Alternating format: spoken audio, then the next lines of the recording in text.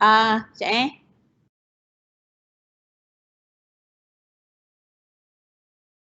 Alright everyone, good morning and welcome to IPSis Research Webinar Series. Today we will have a Research Ethics Application and Procedures webinar. So we will begin shortly as our presenter is not ready yet, perhaps in 5 to 10 minutes. So together with us here, Dr. Farah Zuhaira binti Ismail. She is from Faculty of Architecture, Planning and Surveying. And she is the coordinator for research program, Master and PhD in FSPU. She will be our moderator for today. And together with us is Dr. Amira Abdul Rahman and Dr. Salmi Razali from Research Ethics Committee. They will have a session today. They will help with this session where Dr. Amira and Dr. Salmi will answer all the questions, where all the questions will be entertained at the end of the session. So over to you, Dr. Farah, while we help Encik Hisham, our presenter today, to get into this session. Okay, over to you, Farah. Okay, thank you so much, Dr. Siti Mazwana. Good morning, everyone. Good day. I hope that you have a good rest yesterday and start today with a very spiritual to start this session. Okay. Assalamualaikum and good morning, everyone. Thank you for being with us today. So we are having some technical difficulty. So we will be live in about 5 to 10 minutes. So hopefully you can bear with us. And I think Dr. Mazwana has already briefed you about the research ethics. So the topic that we're going to have for today. So today we are going to talk more about research ethics. So if you have anything to ask, you can just ask later on at the end of the session. So this event today is organized by the research ethics team, the committee. The Research Ethics Committee, REC, University Technology Mara, was approved and established in 2004. And the REC was established to review the ethics application for any research involving human participants and conducted in Uitm and or by Uitm researchers and students. REC upholds high ethical standards to protect the dignity, rights, and welfare of research participants, researchers, as well as the institution. All persons conducting research involving humans as participants or as human samples must ensure the protection of the rights, dignity, and data confidentiality of their participants. So this is what we're going to be talking about today. Okay, so if you have this in your research, you have all these samplings, so and you have all the confusion, so you can just throw out all your questions at the end of the session. Okay. We have together with us today the representative from REC team. We have Associate Professor Dr. Salmi Razali, the Deputy Chairperson of REC, Dr. Amira Abdul Rahman, Secretary of REC.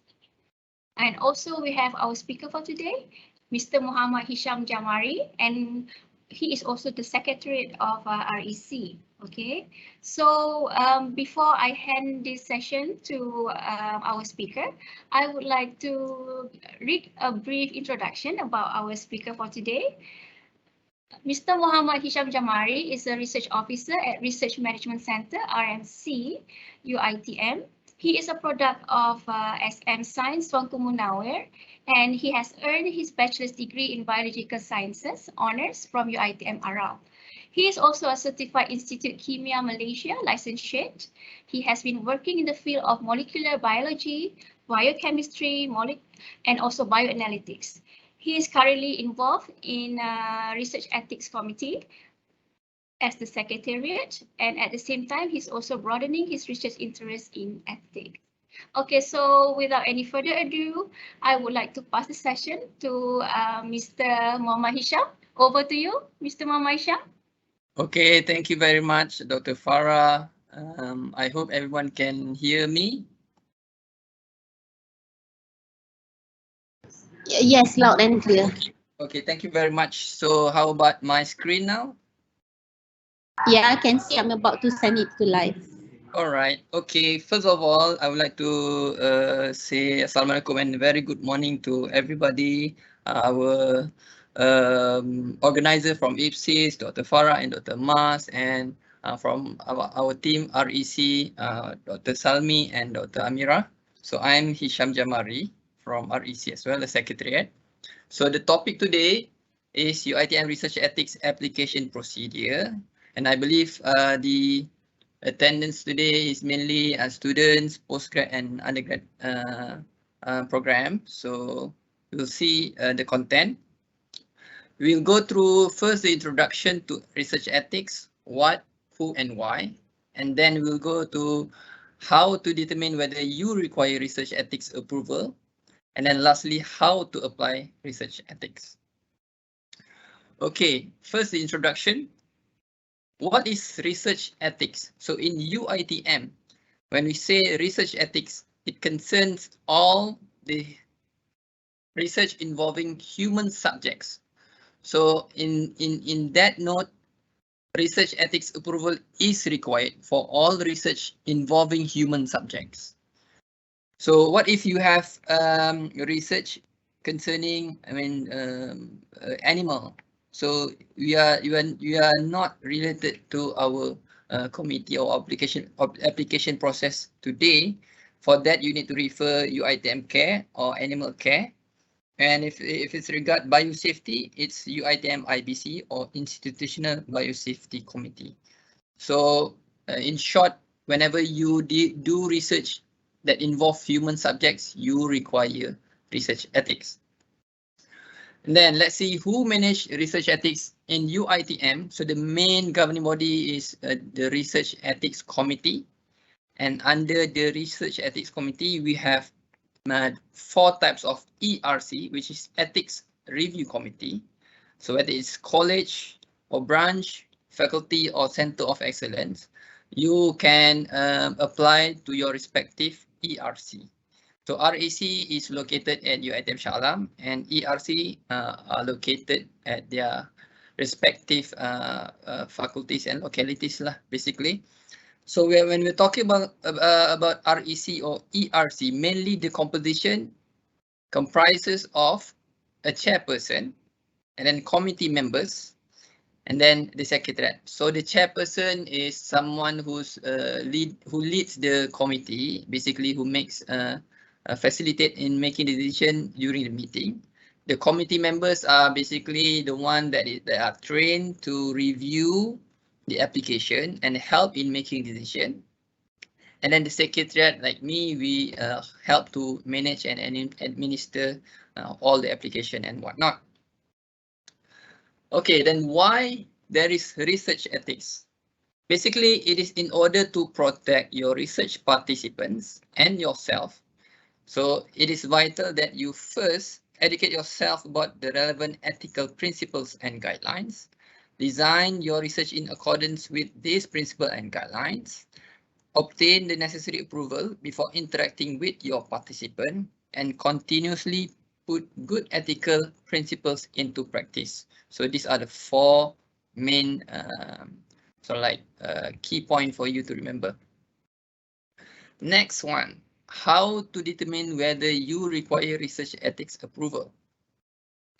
Does your research have any of the following methodologies? Interviews or oral histories, questionnaires or surveys, analysis of any kind of social media, ethnography or observation, or any other methodology that involves live human participants or their data. Next, does your research involve any of the following groups or data? Patients, children under 17 years old, vulnerable adults, those who may be unable to give informed consent or are in a dependent position, or people engaged in criminal or illegal activities, including visiting websites, even there is no direct contact with individuals.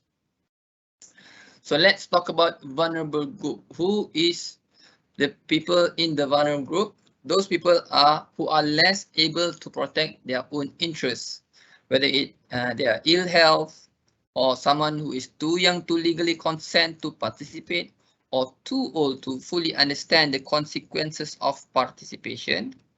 A person of minority status like a foreign worker or a refugee.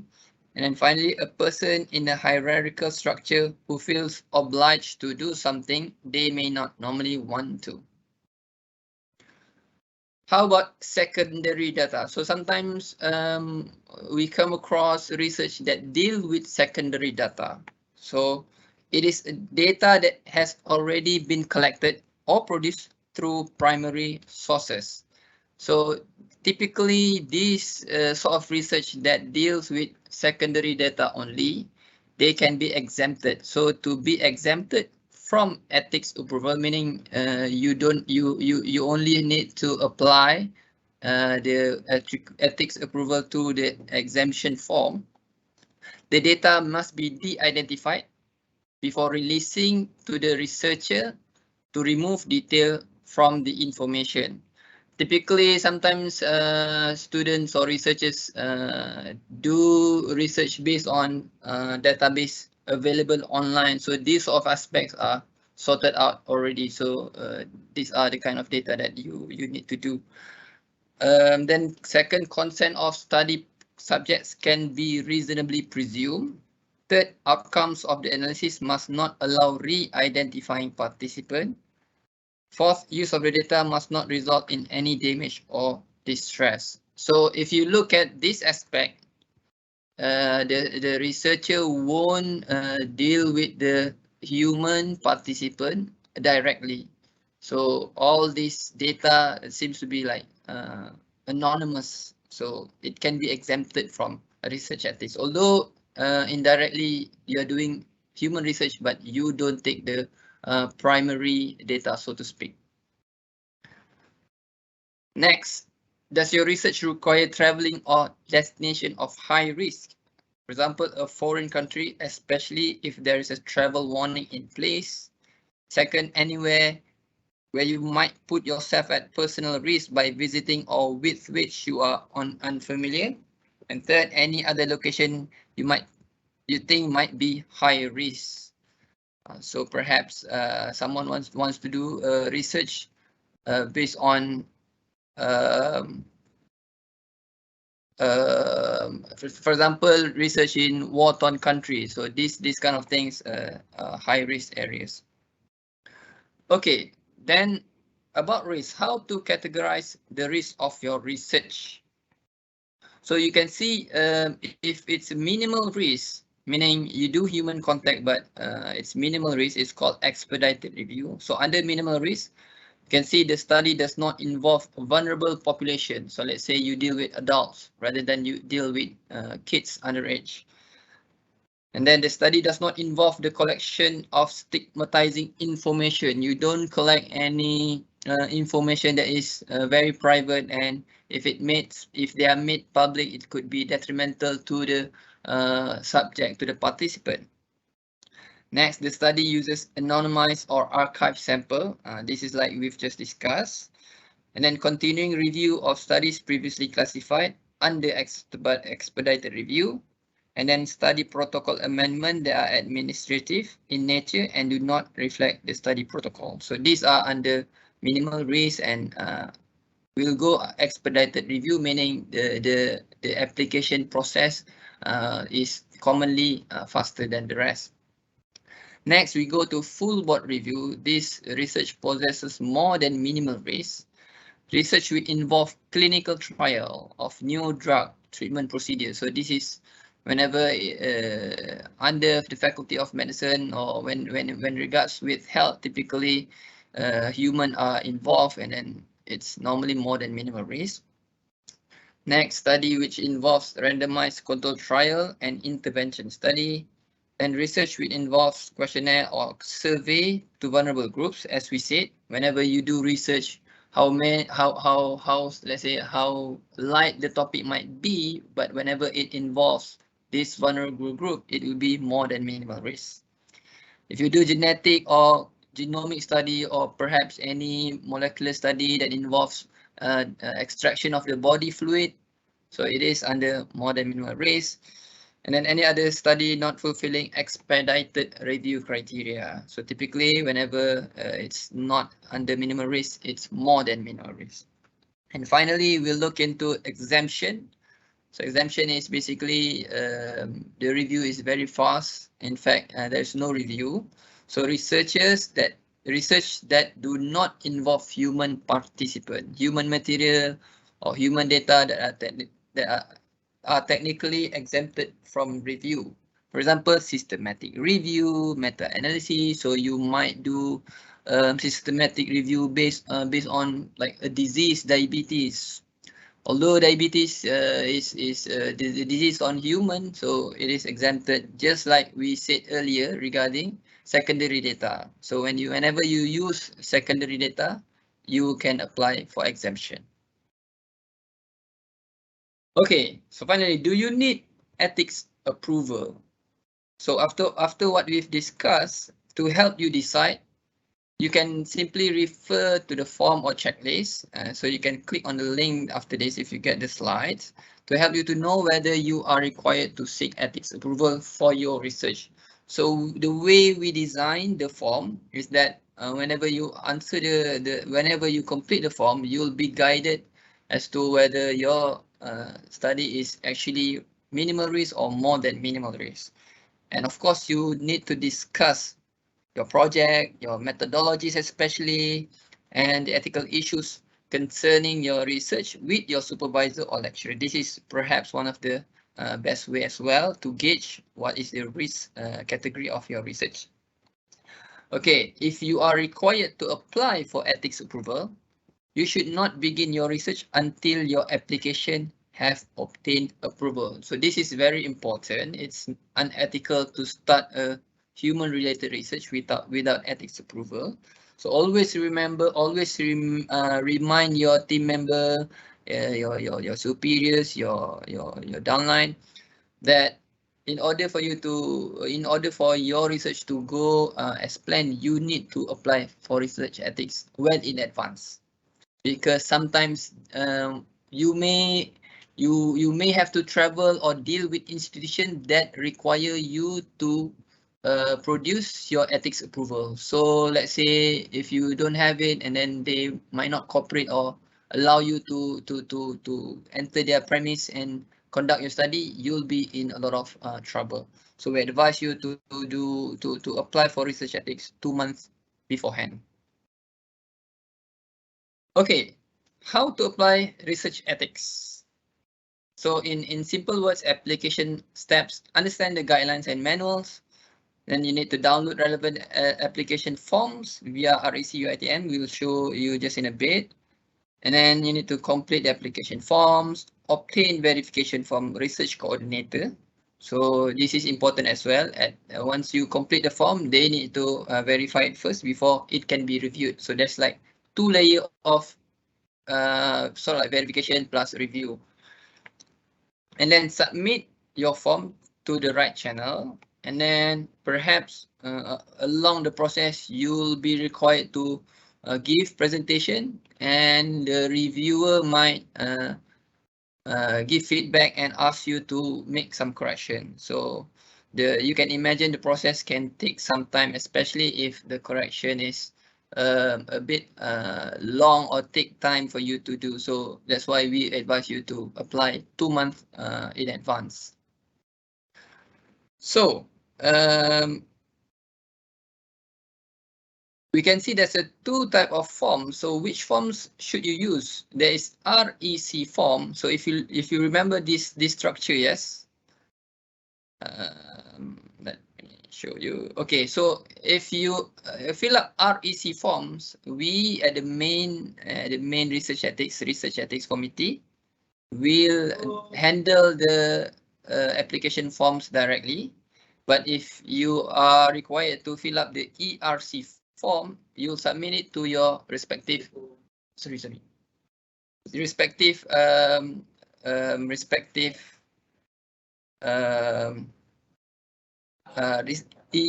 ethics review committee.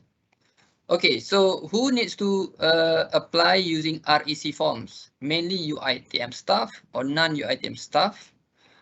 PhD student, because PhD by right, it's by research, by full research, and master students by research. And for ERC form, master student by mixed mode, master student by coursework, and undergraduate student. But do not be alarmed, because REC, both type of forms, they mirror each other actually. It's just a matter of sending it to which which committee. So like I said, REC, you send it direct to Research Ethics Committee. If ERC, you go to your faculty or branch or college review committee. So I believe most students will use the ERC form, but all PhD students and master students by full research, you need to use REC forms. Okay, so when you use these forms, where to submit your application? So at the moment for REC form, we mainly use this Google Form link. You need to, like I said, you need to obtain the files for the forms first and complete it first. Do all that before you submit. And when you submit, you need to use this link. And if you have any question, you can email us at this address. For ERC, we have a number of faculties, branch, college, ERC. So we'll upload the contact number in our website later on. And at the same time, you can also refer to your faculty or branch and ask whether you can use an online system. It is called RED system, but at the moment it's not. We haven't sort of like implemented all over the board yet. But you can contact your respective ERC first and ask which channel should you submit your forms. Okay, we look into the flow chart for REC whenever it's minimal risk. The first flow is basically complete and submit. And then next, this is the square one. This is where the jawatan kuasa penyelidik, the research committee of each faculty, of each college or branch, they will endorse your forms. Okay. And then once basically when you submit it, the secretariat will get your forms, and then they'll send it to the reviewer, and then the reviewer will look into your proposal and your forms thoroughly, and then they'll make decision whether they would approve it or not, or whether actually, since you take minimal risk on your form, or whether actually it's actually more than minimal risk. So sometimes it happens. So don't be alarmed or don't take too much time on deciding whether it's minimal risk or not. The form is the same. So it's okay if you fill it up.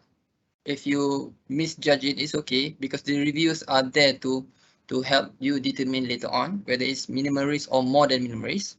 So if it's okay, if it's minimal risk, and if there's no correction, you'll get approval straight away. If there's correction, you will be given back and you'll be required to make the correction and then send it back. And then if it's okay, then you'll get approval. And if it's more than minimal risk, it will pass on to a slightly different route, which we will see after this. So if it's more than minimal risk, let's say the application itself, you identify it's more than minimal risk, it's the same thing, complete the form and submit, and then get endorsement, and then the secretariat will send your application to a reviewer, and then the reviewer will have a look at your application, and then if it's more than minimal risk, normally you are required to present, because we need to ensure that you fully understand what you are doing, and if there's any correction, we will give the feedback if necessary. So normally more than minimal risk, it's under full board. So full board means you have to come to the REC meeting, which is currently conducted monthly. and we'll hear your presentation, and then we'll give your feedback, we'll discuss, and once everything is sorted, if there's any correction, we'll notify the applicant that corrections need to be made. And then if everything is okay, then we will issue the approval letter. So typically, more than minimal risk application takes a longer time, because like I said, at the moment, we only conduct the REC meeting monthly. So you need to wait at most 30 days before you are called to present. And then you remember you will require, typically you require to do correction after that. So it can take quite some time, a month plus. So typically a month plus. So it's very important, I have to stress to you, to apply for research ethics as soon as possible. Okay. So this is the third flowchart is regarding ERC.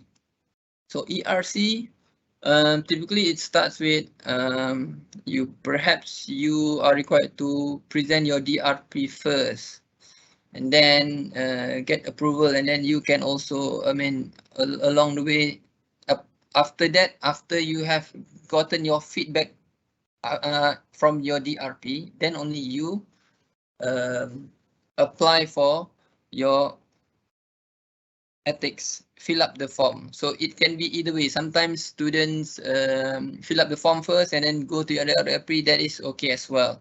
So once you've done your DRP, typically your research coordinator will endorse your form, and then it will be sent to the Secretariat of ERC at your respective college or locality, basically. And then if it's satisfactory, you'll get the Secretariat will send it to the reviewer. If not, they will send it back for you to complete the forms. And then the reviewer will make their review, and if you look at the right side, if it's not satisfactory, if they require to make correction, they will send it back to the applicant to make amendment. If everything's okay, then they will endorse it in a meeting and give you approval. But in cases where students fill up the ERC form and actually the research is more than minimal risk, so the reviewer will notify it, and the Secretariat will send the application to Uitm REC at Shah Alam. So if you remember, we have monthly meetings, so that is the only platform where all the more than minimal risk research is being presented and discussed. So decision regarding more than minimal risk applications can only be done at the REC, not ERC.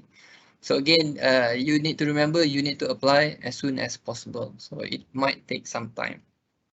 Okay, so if it goes to REC, it will go back to this sort of like flow chart, but you don't have to fill up the form again. We'll just get the forms from the ERC and we'll go from there.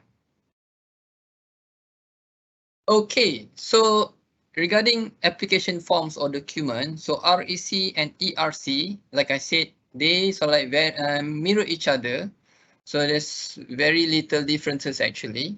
It's just a matter of knowing which form to use and where to send it, that's all. So if you can see, REC2 and ERC1 is the main application form. So after this, I'll show just one example that they are from ERC, but if you need to use REC form, they are very much the same. And then for REC3, we have risk classification, but in ERC, it's ERC1. So you can see that ERC1 actually is a combination of REC2 and REC3. And then the next one is participation information sheet. It's in ERC2 or REC4. And then assent form, this is regarding consent for minor. If required, if your research consists minor, then you need to use this form. If you don't deal with minor, you can just ignore this form. And then this ERC4 or REC11, this is exemption form. So if you are very confident that your research does not involve human or you're using secondary data, but you still need to have ethical approval, it's good practice, because you typically, when you need to send for publication, most journal will require you to submit the application ethical approval as well. So this sort of like trouble can be avoided if you just apply for exemption, and then things will be okay. All right, and it's good as well because sometimes you're not sure whether your research requires ethics or not. So you just apply. If you apply exemption, let's say in some cases if it's not exemption, it's okay. In the end, you'll know exactly what sort of research risk that you're doing, and once you get approval, you'll be safe, and protected in so many ways. And then finally, in checklist, sorry that it exists in ERC1 as well, and for REC is REC5. Okay, so if you go to our website later on, I'll provide the link, or I'll show the website after this. You can download all these forms and documents for you to fill up. So this is FB ERC1, basically the main application form, which is REC2 as well. So you can look, there's application are required to complete all sections. So part A, details of researcher, and you need to tick all these things. You need to tick, you cannot leave empty, because if you leave any space empty, we as a secretariat, we cannot fill things up for you. So when there's an empty space, it will be deemed as incomplete. So when it's incomplete, we will send it back to you. So it will take some time, because typically students, they rarely check their email, so it will take some time. So it's best for you to just fill up everything.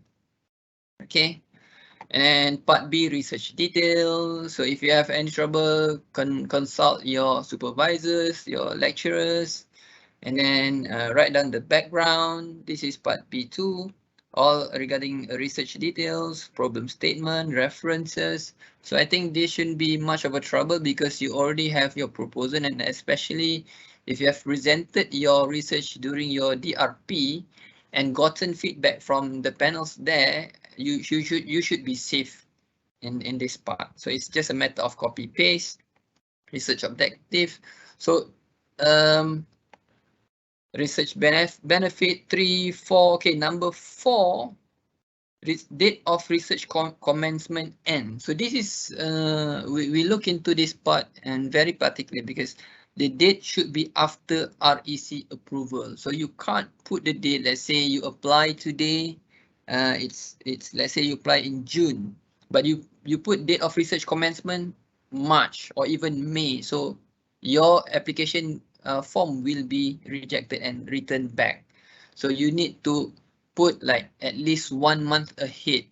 You cannot even put like tomorrow's date, because it's unreasonable. So you need to put allow at least 2 months interval from the date of complete document submission. So let's say you are submitting on June, 2 months after that is the commencement date. Okay. And then the rest is okay. I think you can fill it up. So part C, funding. So if you don't have any funding, write NA, meaning not applicable. So make sure you fill it up. And then part D, agreement to conduct research project. So these are your like research team members. So you need to put everything here. So if you're a student, a registered student, you put your name here, and you put your main supervisor. And then co-researchers can be fellow students that perhaps do this exact same in your research team, or your co-supervisors. So you put them in order. And then this is where I said part E, risk classification. So for REC, you'll use a different form, but the content is the same. So you need to answer all these questions. So it is designed to help you determine whether your research is minimal risk or more than minimal risk. Okay. And then this is application checklist. So in ERC form, it's in ERC1. For REC, it's in a different form, so checklist form, if you remember our table just now. So this is just a sort of like checklist for you to check whether you have completed all your forms. And then at the end, application signature, you need to sign and put a date, and then your supervisors need to sign as well. Okay, this is part G. Part G, like I said, this form needs to be completed all section, but this part G is not completed, not filled up by the applicant. This is from department or postgraduate research committee. So they will decide whether it's a minimal risk or more than minimal risk. So, and put any comment if there is any comment. And in the end, they need to verify by putting their signature and official stamp here. Then only your form is completed and you can send it to the Ethics Research Committee or REC. So as you can see, there's applicant, there's a there's your supervisor. In the case of student fill it up, sign, supervisor check it, sign, and then you need the research committee to sign.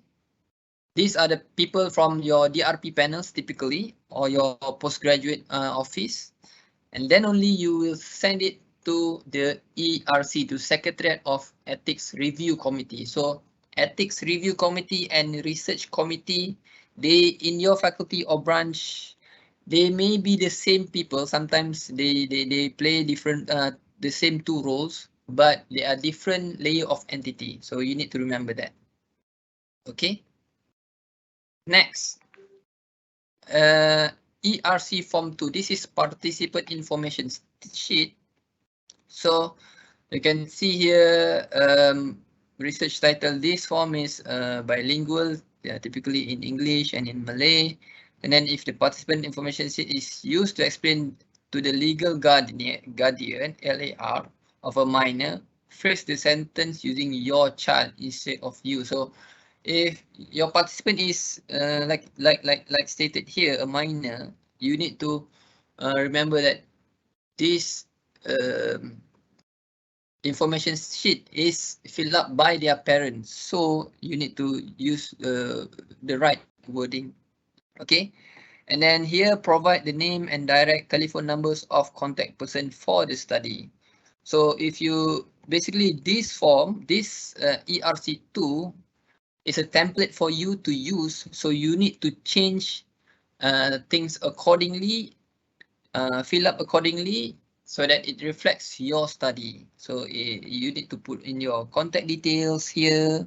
So basically these are the things that you'll send to the participant as consent form as well. So if you can see at the right side of the slide here, this is where they put down their signature. So name of participant or legally authorized representation in case for minor, the IC witness. So this is legally binding. So you need to make sure your form is completed and reflect your study. Okay. Okay. So this is the question. Some of the question that is sorry, this is ERC3 actually. Okay, this is ERC3 Essence Form now. Essence Form, like we said, this is for only for minor. So when your research involve minor, we use this form. Otherwise, you can ignore this form. So you need to make sure that some of these questions they are using terms that can be understood well by the public, and provide the name and direct telephone numbers of contact person for the study. Again, it's the same thing. And then you have to leave blank for the participant to complete. So these are forms that will be given to the participant. So these are the part where you need to leave it blank and ask them to fill up. Okay, then we have ERC Form 4. This is for Exemption 4 form, sorry. So as you can see, ERC4, it's very much like the ERC1, which is the main application form. You key in your research details, and then your research executive summary of your research details. Sorry. First is this detail of researchers, like just like now, and then part B, research details, and then justification for exemption. So this is a slightly shorter questions for us to know whether it's the risk level of your study. And if everything is okay, you need to agreement, you need to sign up your name, your supervisor as well, and then verification from your research committee as well. So if you strongly believe your research does not involve direct human contact, then you can apply straight for exemption and you'll be fine. But unless you are not sure, we advise you just to fill up REC1, because if it's exemption, it will go straight quite fast as well. But if you are very confident, then you should apply for exemption and you don't have to fill up any other form. So it's much faster.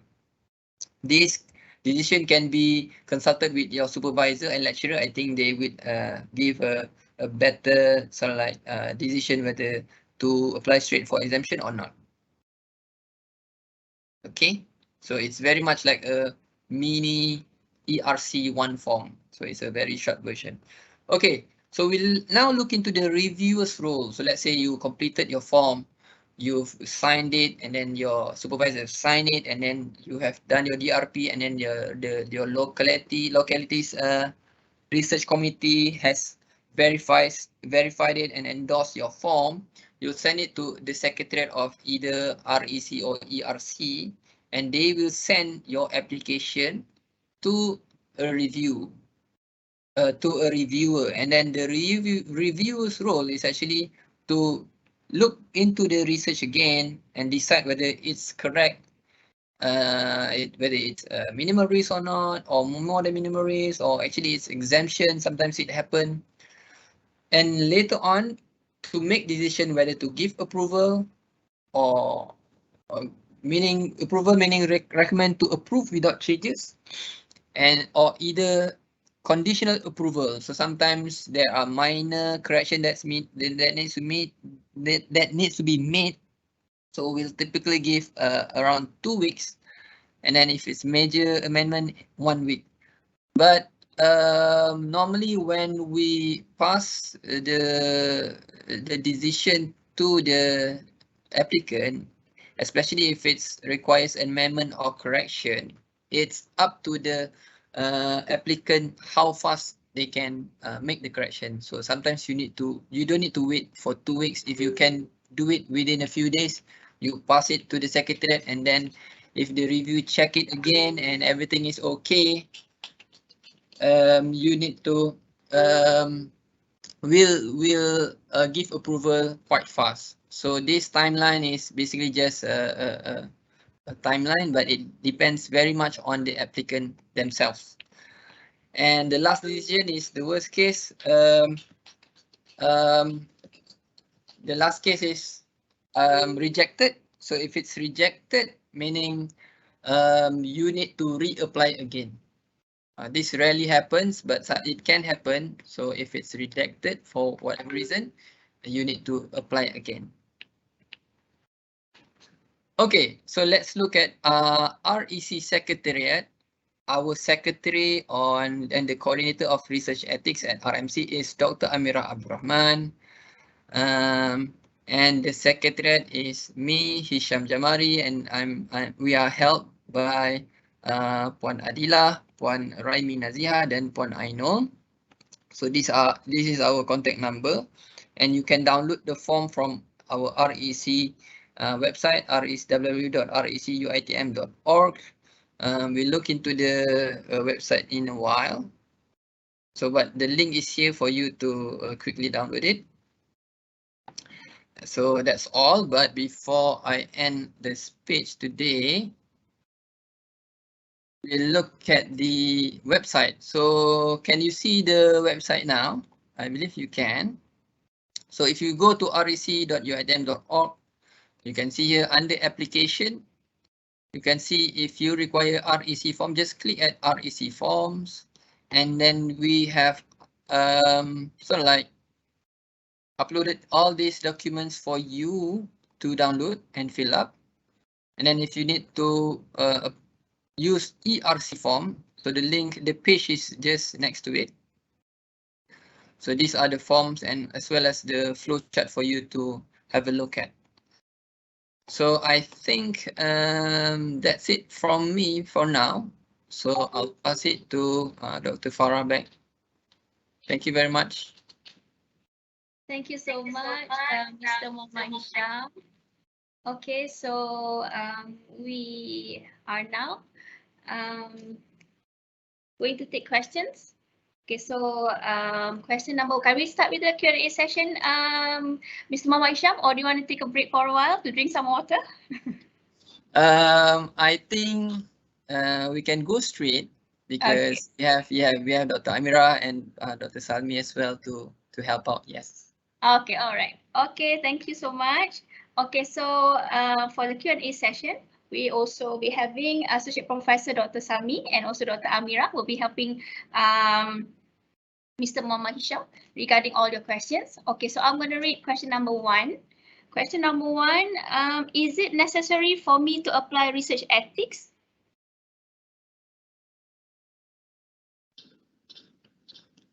Okay, Assalamualaikum.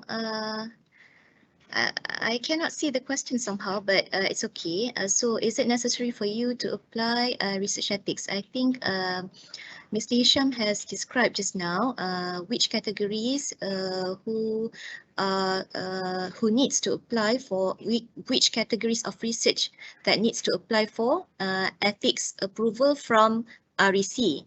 So that includes, if let's say your research includes the participation of a human, then yes, you need to apply for ethics approval from REC. So because the question is very general, so I think that is what I can say at the moment. Okay, Dr. Farah, is that okay? Okay, thank you so much, Dr. Amira. I hope that answers your question. Yeah, it's a quite a brief question, yeah. Okay, question number 2, does the pilot study needs REC? Okay, perhaps I can pass this to Dr. Salmi to answer, because usually pilot studies, we have pilot studies from social sciences and health sciences, so it's quite different. So perhaps Dr. Salmi can comment on that. Yeah, thank you. Assalamualaikum. Actually, any research involving humans should have ethics approval. So if it is a pilot study, we treat it as usual. So if you want to do studies involving human, if you don't want to make it a twice application, so you can just include your pilot studies in your proposal together with the actual studies ethics application. So when you prepare proposal, include the pilot study in your proposal. But of course, please thoroughly explain how would you conduct the pilot study too. Okay. Okay, thank you, Dr. Salmi. So meaning that you have to apply for ethics approval usually for pilot studies, because you will be using the data for your subsequent parameters or any other methodology, I guess. So if in that case, you'll be using that data from your pilot studies, then you will need to apply for ethics approval. Yeah. For example, can I just add on? For example, yes, if you use your pilot study to calculate the validity of your questionnaire or the reliability of your questionnaire, so these also actually require ethics approval. Thank you. Okay, thank you so much, Dr. Salmi and Dr. Amira. So can we proceed to the next questions? Okay, so another questions. Does the pilot study need REC if the pilot sample is big, about 200? The sampling size is about 200. Does the pilot study needs REC? Dr. Sami, go ahead. I think the answer is the same as before. The question is actually the same with the previous question. Yes, it doesn't matter whether your sample size is low, very low, involving less than 10 people ataupun more than 10 people, kan? As long as it involves humans, then you need to apply for ethics approval before you collect the data. Yeah? Yeah.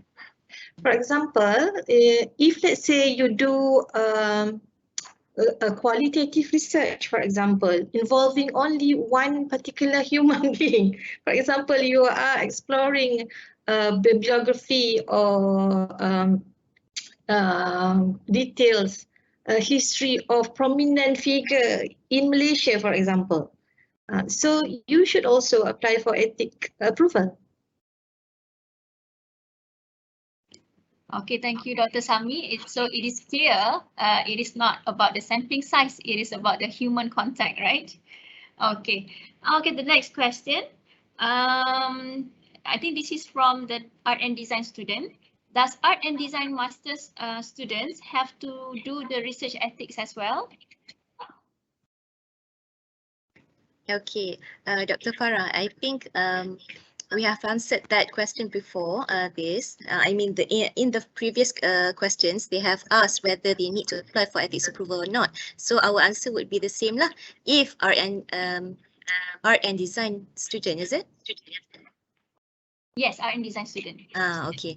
If their research involves human, katakan questionnaires, they are doing questionnaires, they are doing surveys that involves human participants, then they have to apply for ethics approval before collecting their data. Macam tu.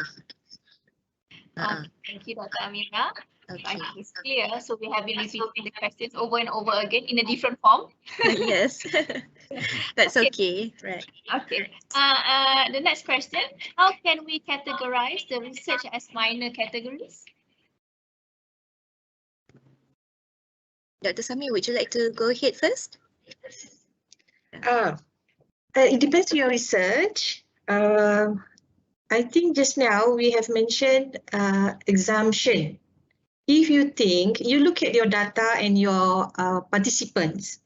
If it is human, you have to ask for ethics application. And then you look into your data, whether it's a primary data or secondary data. If it is a secondary data, you can ask for exemption. For example, if you're collecting data on hospital registry of patients, you can ask for exemption because it is a secondary data. If it is goes under the vulnerable group, if you hear the discussion before, you know that vulnerable group, it is a more than minimal risk research. So you have to ask for ethics application, and if we think that it is a very high risk research, we will ask you to present your proposal, full board meeting. Yeah. So it depends to what is your research, who is your participants or subject, and then if you still don't know about your research, you can ask your supervisor whether this is a minimal risk or more than minimal risk, or should I present to full board meeting or not. Okay. Thank you, Dr. Sami. Perhaps I could add on that. Okay, how do you determine whether your research is categorized as minimal risk or more than minimal risk? It's like this. The first thing that you must know is who is your participants? Siapa? Does your participants is categorized under vulnerable group? Or is it a healthy person? Vulnerable group ni ada banyak. There's so many examples for vulnerable groups. For example, non-healthy individuals ataupun elderly ataupun orang asal atau kita panggil orang asli kan. That is just some examples of vulnerable group. If let's say your samples, your participants are categorized under vulnerable group, usually your research is categorized as more than minimal risk. But it also depends on the objectives of your study. Katakanlah if your objectives of your study is does not bring harm, bukanlah does not bring harm, maksudnya the risks of your study is very, very minimal. Just asking general questions about daily life ke, then it may be categorized into minimal risk. So it depends. It is totally depends on your objective of your study.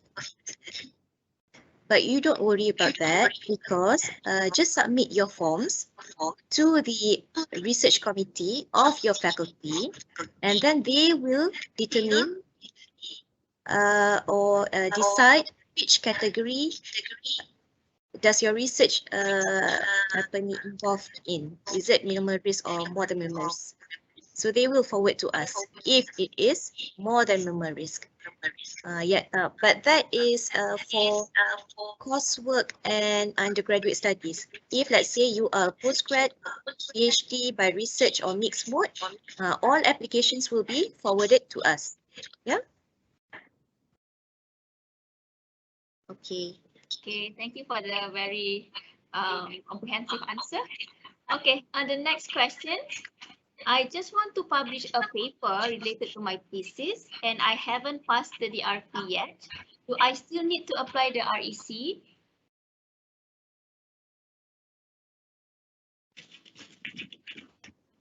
Come again, Dr. Farah, sorry. What was the question? Sorry. The question is, if I just want to publish a paper and I haven't passed the DRP, do I still need to apply for the REC?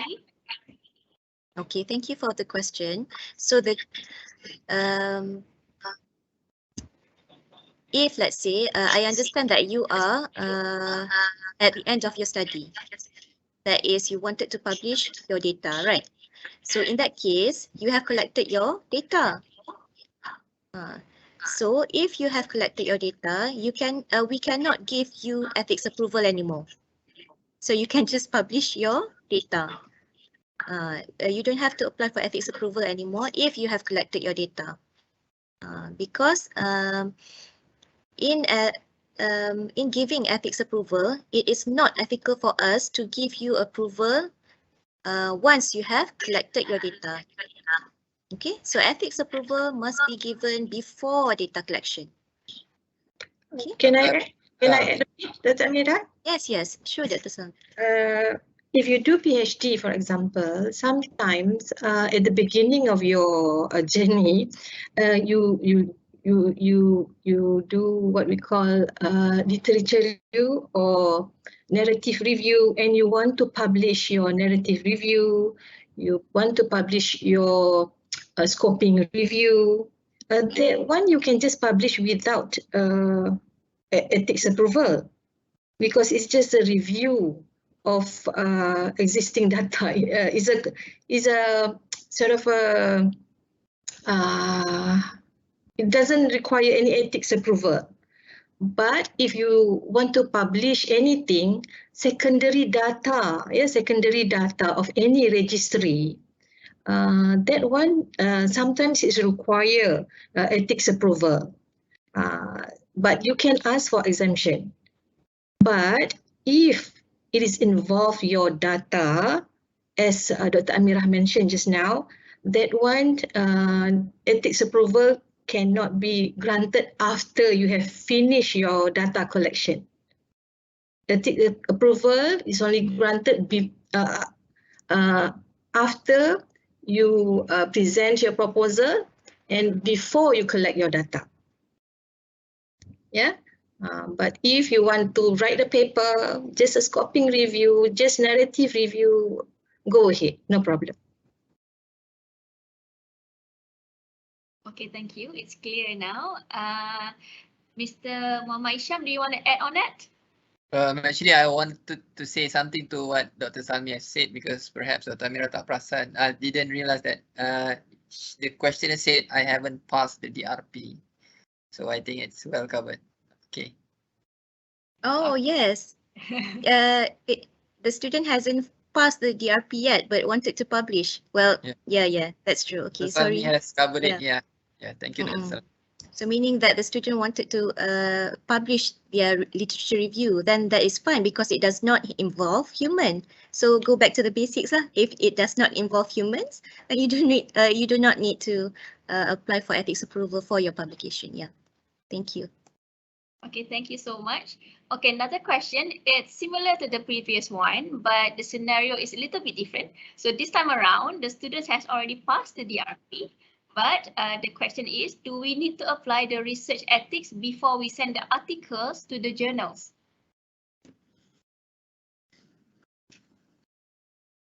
Okay, so I think there's some missing information there. You have passed the DRP, but have you started your data collection? And what type of paper are you publishing? So we need to know the details, kan? Kalau let's say if it is a literature review, then like Dr. Salmi said just now, you can just go ahead and publish your paper because it does not involve any data collection on human. Okay. Okay, thank you so much. Another question. If I want to acquire climate secondary data, do I need to obtain IRC? Dr. Salmi, would you like to answer that? Yeah. Climate, I think it doesn't involve any human being, I think. Unless you want to collect data, the stuff that involved in determining the climate changes or whatever related to climate. But if it's not related to human being, you don't have to ask for any ethical approval. Okay, Dr. Salmi, this is just out of curiosity, like just from me. So if the student wants to obtain the climate data, but then he needs to interview the person in charge, do you need the IRC? That one, because it's involved human being, you need to interview somebody. Yes.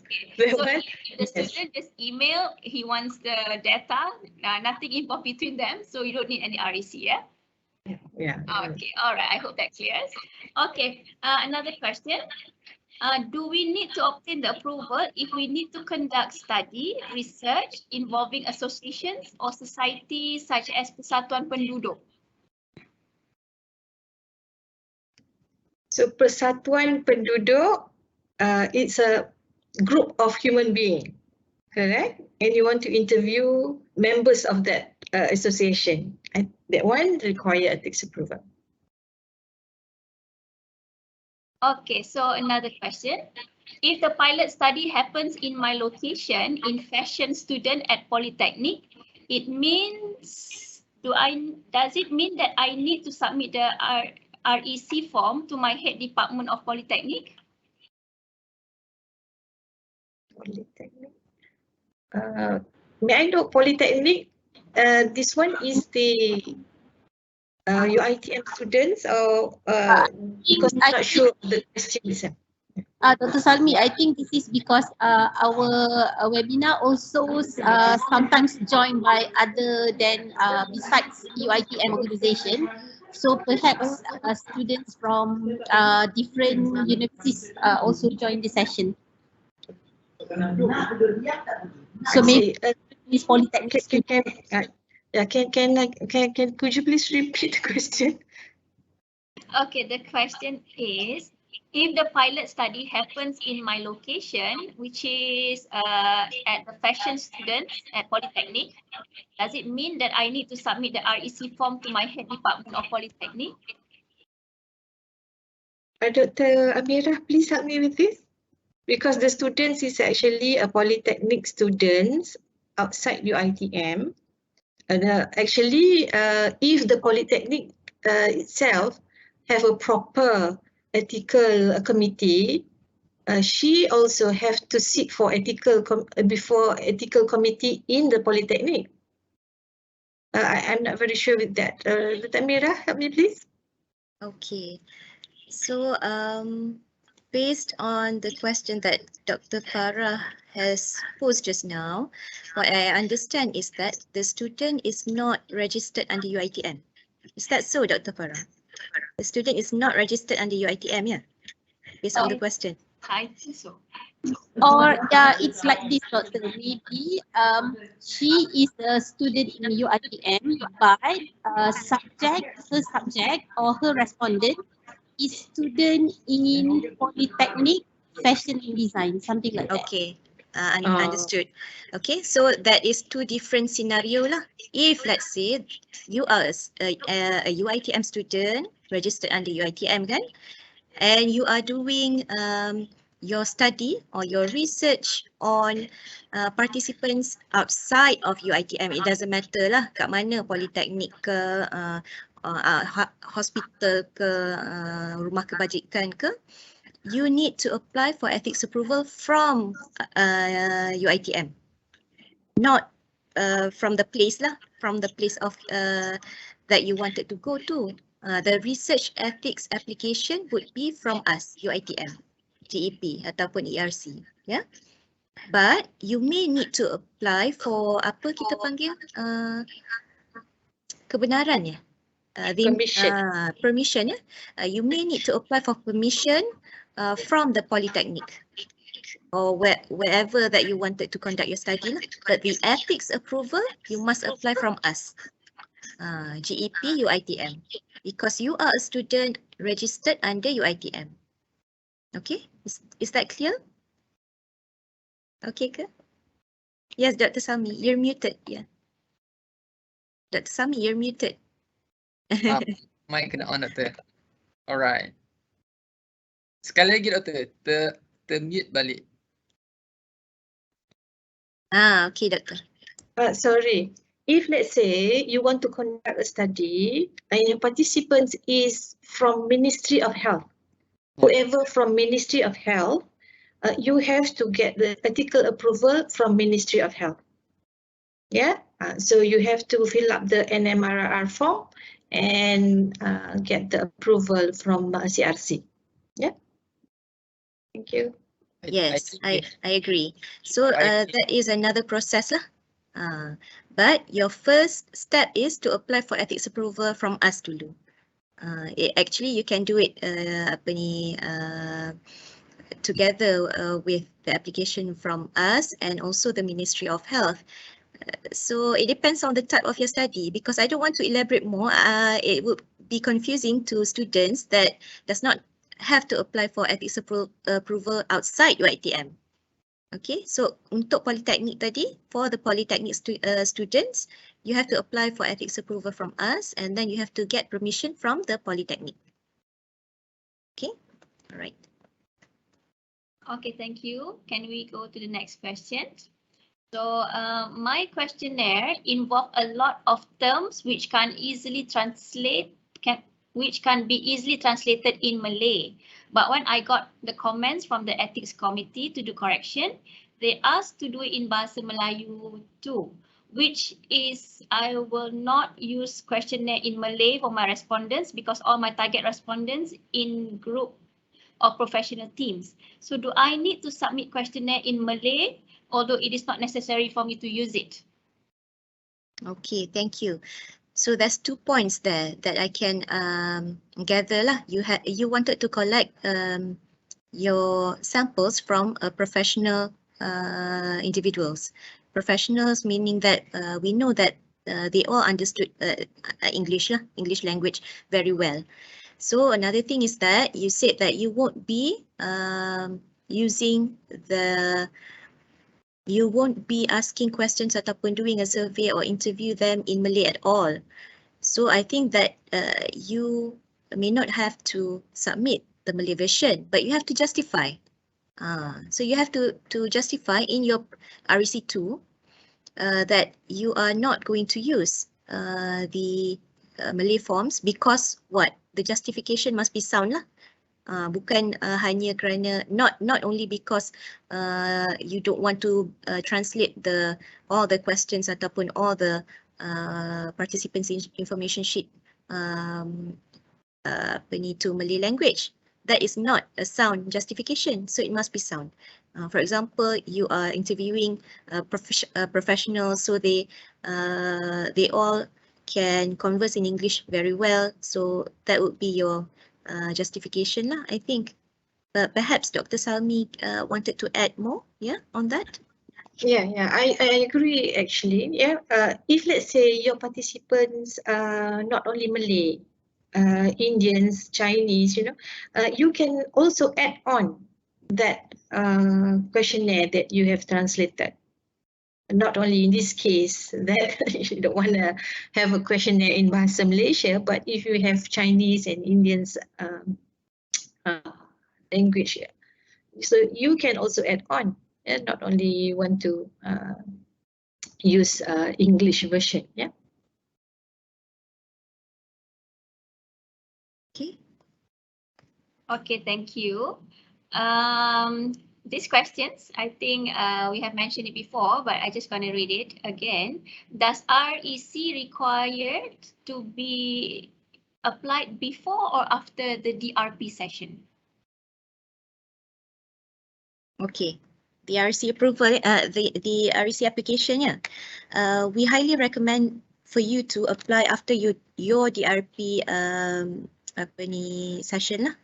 Because if you apply before DRP, there might be lots of amendments that you need to make after your DRP. So that would extend ataupun that would make your research ethics application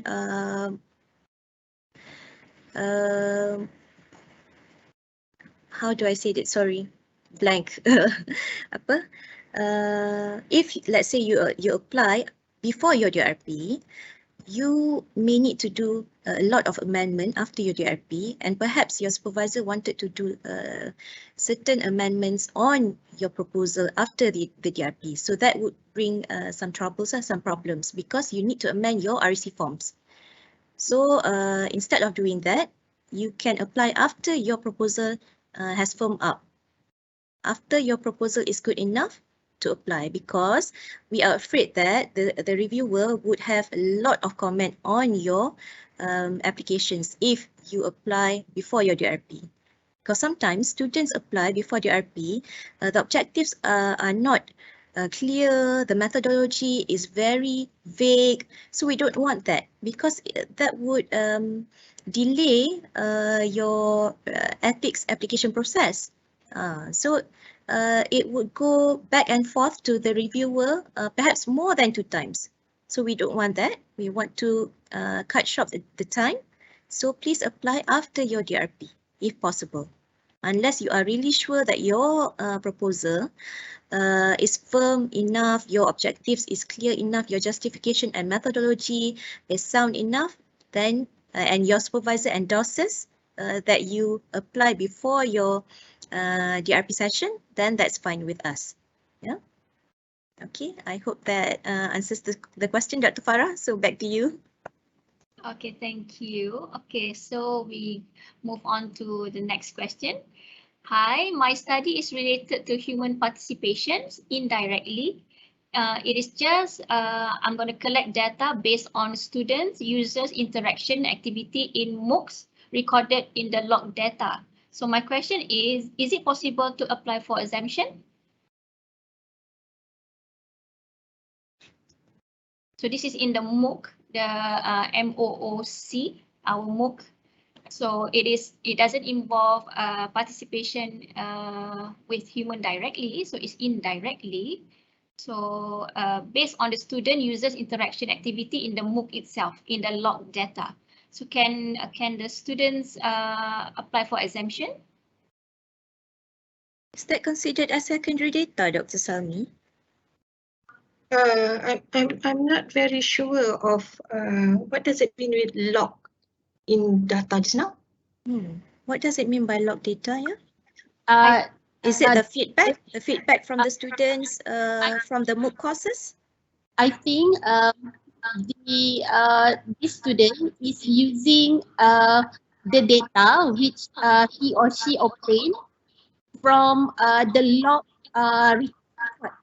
users that use the MOOC online courses. The interaction in the MOOC itself. Hold on. Interviewing the participants. Ya, dia hanya dapatkan who log in, who is using the MOOC. I think something like that. Okay. If it is a secondary data, meaning that the data is already there in the MOOC, and you just review the data in the MOOC, I think it's just a secondary data. So you can try asking for exemption because it's a secondary data of students that discussing whatever in the MOOC. But if you want to interview students and then ask about their opinion, what do you think about the MOOC? That one is interaction between the participants and also the researcher. So that one require ethics approval. But that one also I think is just a minimal risk. But if it is already a discussion inside the MOOCs itself, I think that is just a secondary data. What do you think, Dr. Mira? Yes, I agree. That depends. I can see your question here, Ami, Mr. Ami, that your study is related to human participation indirectly. Yeah, indirectly meaning that is there any interaction virtually? Kalau ada, if you have virtual interaction, you must apply for ethics approval. But let's say you are just collecting data that has been recorded, macam feedback ke kan? Feedback from MOOC, then you may apply for an exemption. But it depends whether you are collecting the data is anonymized ke ataupun you are collecting personal information. Katakanlah you have the feedback, the students' feedback from the MOOC, but you have all the students' ID from the MOOC. So that usually that cannot be exempted. Unless the data is anonymized, you don't know the feedback is from whom and so on.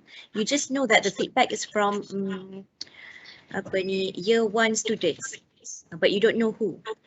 So that kind of data may be exempted. So again, it depends on the details of your methodology. I hope that answers your question, Cik Ami. Yeah. Okay, thank you so much. Okay, for the next question. For REC2 form at the verification by faculty level, is it the student need to submit all the documents at faculty by campus first and after get the verification by campus and directly submit to REC, right? Yes, you are right. For all the forms, you must complete all the forms. REC 2, 3, 4, 5. Sebenarnya the most important form ataupun the ones that you have to fill up mostly is REC 2 and REC 4, whereas REC 3 and REC 5 is just a checklist. You have to answer yes or no. Okay, so you need to fill up all the forms and submit it to your faculty's research committee, and the faculty will endorse your form. Only then your forms will be forwarded to us. Without the endorsement, we will not accept the form. Yeah. So for more details, you can refer to our SOP in our website. Okay. Okay, thank you so much. Okay, for the next question. Hi, I want to ask, if I collect data from book and just interview the person for the background details, do I have to apply for the REC?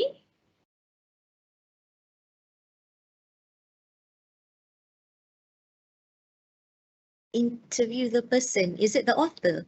You are interviewing the author. You are collecting data from books, and then you wanted to interview the author. If, let's say, it involves an interview, then yes, you must apply for ethics approval. For your research, I gather this is a research, sebab ada dua. If, let's say, this is just an assignment, yeah, you do not need to apply for ethics approval. So I'm talking about research category. If this is your research and your research involves interviews, then yes, you need to apply for ethics approval. Okay. Okay, thank you so much. For the next question, when we submit the REC form, is there any other documents that need to be attached together? For instance, research proposal and others? When we submit the REC form, is there any other documents that need to be attached together? For instance, the research proposal and the others? Okay, good question. For REC2 forms, you might need to attach some other documents, supported documents. For example, if your research involves survey studies, you need to attach your questionnaires. If your research involves interviews, then you need to attach your proposed interview questions. Okay, but you do not need to attach your research proposal.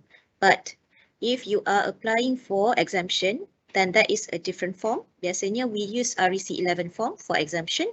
Then yes, you need to attach your research proposal. We have outlined that in the REC 11 form that you must attach your research proposal. But for REC 2 forms, other related documents that you may want to use for your study. Contohnya, for example, questionnaires, interview questions, and so on. Okay. Can I just add, Dr. Mira? Yeah, sure, Dr. From my experience reviewing students' proposal, application, ethics application, some of the applications is not thorough in describing the methods.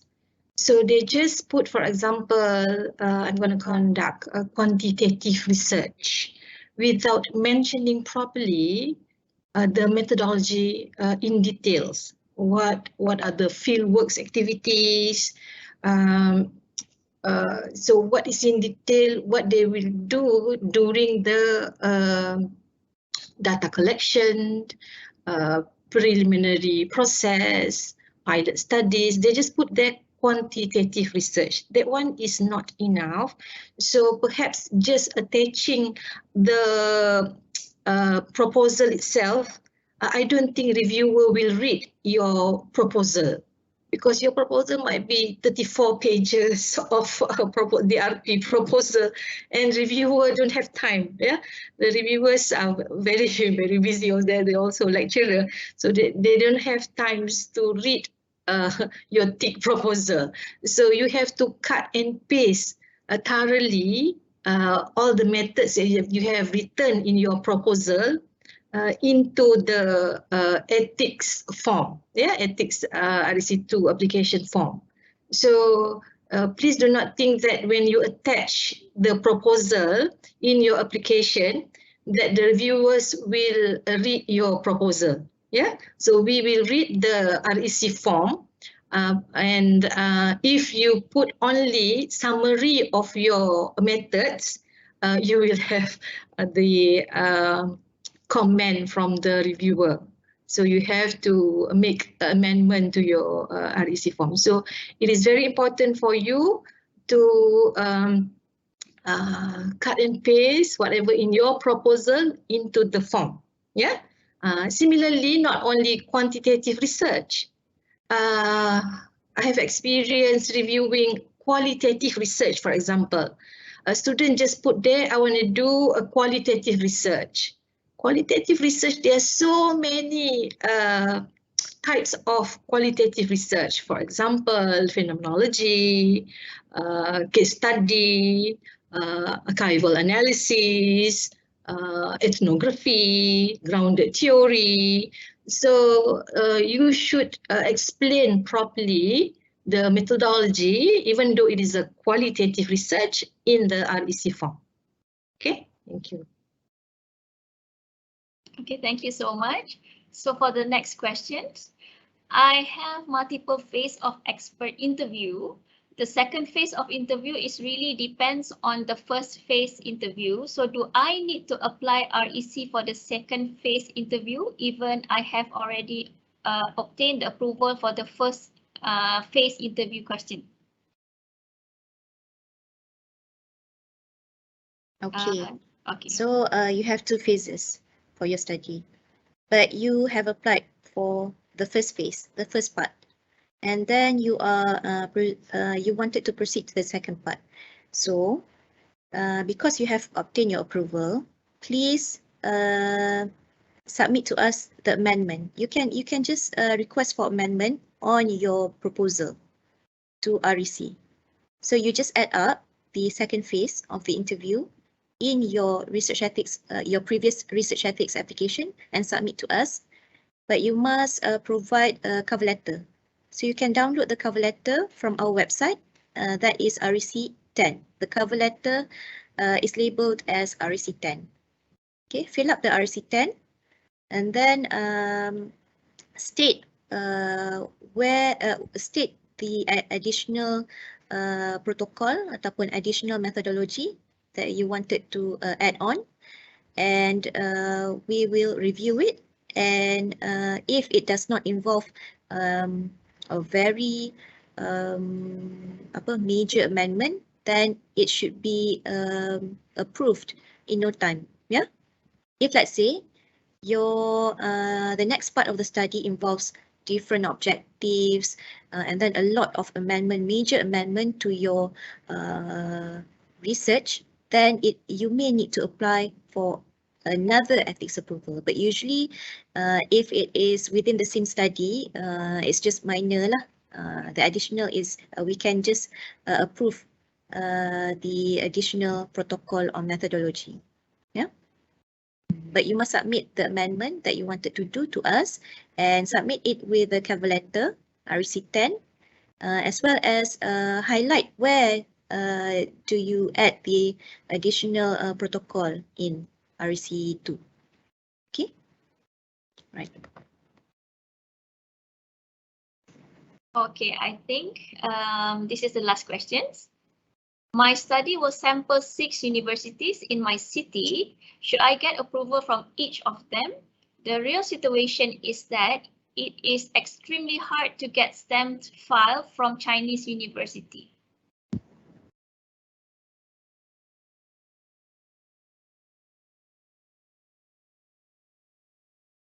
Okay, I don't quite understand the question actually, but are you referring to permission from each universities? Because if you are referring to ethics approval, you have to apply from us, Uitm, Research Ethics Committee, not from the Chinese universities. Yeah, but if you are referring to permission, usually yes, you have to apply for permission from them to collect data from the universities. Yeah. Yeah, I agree with Dr. Amira. If let's say you want to if you want to collect data from any university abroad, you should ask for permission from the university first. Let's say if somebody want to collect data inside their house, of course you want to know who's actually collecting data from my children. Yeah, so I think we cannot just allow your ITM student go into any university without getting permission from whoever the owner of that university. Yeah, whether it is a VC or whoever, rector, whoever. Yeah, we need to ask for permission. Yeah, thank you. Okay, thank you so much. It looks like we have another 2. Can we take these 2 questions? Sure, Dr. Farah. Okay. What if I have 3 different questionnaire or 3 target group? Do I need to apply 3 times REC? 3 different questionnaires, 3 target group. Okay, thank you, Miss Aisha. So, but your study is one big study, I guess, because you have 3 different questionnaires, right? And 3 target groups. But the objectives of your study is revolves around one research. Okay. So you have you may apply for just one ethics approval because the ethics approval is given to one project. It's not given to different questionnaires or different target groups. As long as your different questionnaires, your different target groups, you have mentioned in your objectives. Just apply as one research project lah. Okay. Dr. Salmi would like to add to that, Doctor? Yeah. I agree with you, Dr. Amira. Okay, so this is the last question. What if a researcher already collected secondary data, for example, questionnaire, survey, observation, etc., and didn't apply for research ethics yet? What will happen to the data? Is it become not reliable or not usable for analysis part? Or a researcher should redo to collect the secondary data after get the ethical approval? Thank you. Okay, let me just read the question. Oh, Dr. Sami, would you like to answer that? Yeah, please. Yes, please. Yes. If you have done the research and you have collected the data, so ethics committee cannot give approval of any data that have been collected. So it is whether it is usable or not, that one is depends to you. But if you want to get ethics approval, it can be only approved the research that have not been done yet. But if you but the data, if the data is a registry, for example, the data is, for example, all the data in hospitals, for example, registry, all the data that have been collected by doctors and put inside the medical records, for example, that is registry. So you can use that registry as a secondary data. Yeah, so you can ask for exemption to use the secondary data. But I don't know your study. This is a research. If it is a research, ethics cannot be given to studies that have been done before. Yeah, thank you. Dr. Mira, perhaps you have your opinion? Agree with Dr. Sami just now. Okay, but you have mentioned here that you have already collected secondary data, for example, questionnaires, surveys. Ms. Adiba, I think questionnaires or surveys, that is not secondary data. That is primary data. But Dr. Mira, sorry, audit is different. Service, okay. audit is different. Okay. If you do audit, actually audit doesn't require any ethics approval. If it is about your service, yeah, Correct. It doesn't require any ethics approval. But if you want to use that data, I think you can apply for secondary. You want to use your audit data and use that as a research. That one you can apply as a secondary, analyzing secondary data. Okay, good to know. So that depends on what type of data you are collecting lah. Kalau secondary data tu, like Dr. Sami said, it's an audit data. Then you may apply for exemption. Tapi sekiranya your data that you have already collected, questionnaire survey tu, it's not a secondary data, then actually you have to apply for ethics approval. But let's say you have collected all your data and you are towards the end of your study already. So like Dr. Salmi said, you do not have to apply for ethics approval anymore because we cannot give ethics approval anyway because your data has been collected. Ethics approval should be given before data collection. So let's say there are some cases where the students did not know about this, but by now all students should know that ethics approval should be obtained before your data collection lah. But let's say the student did not know about this and has collected the data, only 10 data, for example. And the supervisor decides to stop the data collection and apply for ethics approval. You can do that, but your 10 data that you have collected, you usually, yes, you have to discard the data and redo the collection. Okay, so we have cases like that.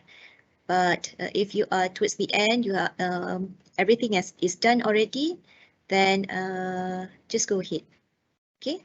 And then perhaps I could move on to the next question, because I can see here Miss Adiba has asked another question, Dr. Farah, about the question is on the PhD student that is registered before 2017.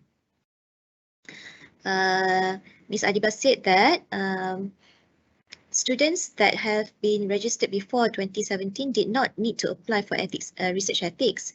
Can you clarify from which year does the student who registered needs to apply for research ethics? Okay. From actually for 2017, why does the student does not need to apply for ethics approval? Because perhaps the awareness was not there yet. Okay, but nowadays awareness has been given to all students, and we have the starting date for the students to apply for ethics approval actually starts from 2019. So it doesn't matter whether the students registered before 2019 or after 2019, as long as you wanted to collect data after 2019, you have to apply for ethics approval.